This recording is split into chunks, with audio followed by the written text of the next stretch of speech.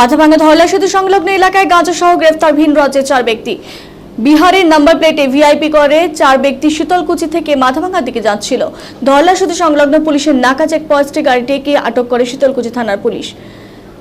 4 বে অসংলগ্নতা থাকায় নাকা চেকপোস্টে আটকে রাখে পুলিশ। খবর পেয়ে ঘটনাস্থলে আসে মাথাভাঙ্গা এসডিপিও সমরেন হালদার, শীতলকুচি থানার ওসি অ্যান্থনি হরো সহ বিশাল পুলিশ বাহিনী। এসডিপিওর উপস্থিতিতে গাড়িটি তল্লাশি চালায় পুলিশ। গাড়ির পেছনের সিটের ভেতর থেকে 7টি প্যাকেট উদ্ধার হয় গাঁজা।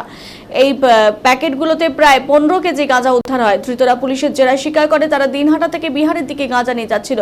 পুলিশ গাঁজা পাচারের অভিযোগে তাদেরকে গ্রেফতার করেছে।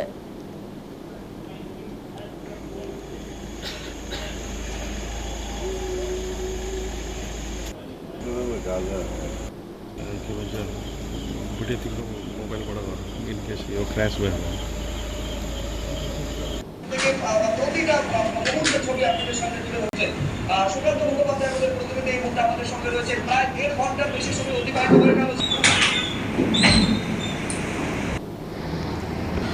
ঘটনাটি হলো গতকাল রাত্রি 11টা সাড়ে 11টার সময় শীতলকুচি থানার অন্তর্গত ধরলা ব্রিজের কাছে আমাদের যে রুটিন নাকা সেটা চলছিল।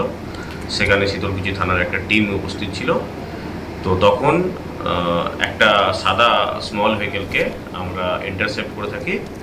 তো সেই গাড়িতে ড্রাইভার সহ আরও 3 জন ছিল। তো আমরা যখন তাদেরকে তল্লাশি করি গাড়িটাতে, তখন গাড়ির যে পিছনের সিটে আমরা দেখি পিছনের সিটের তলাতে প্রায় 15 কিলো গাঁজা সেখানে ছিল। তো সেটা আমরা তৎক্ষণাৎ সিজ করি এবং ওই গাড়িতে 4 জন ব্যক্তি ছিলেন ড্রাইভার সমেত। তাদের নাম হচ্ছে রাজু শর্মা এবং সোনু শর্মা। এদের বাড়ি বিহারের সাসারাম। আর বাকি 2 জন ছিলেন শীষনাথ যাদব এবং সোনু যাদব। এদের বাড়ি হচ্ছে কুশীনগর, উত্তরপ্রদেশ।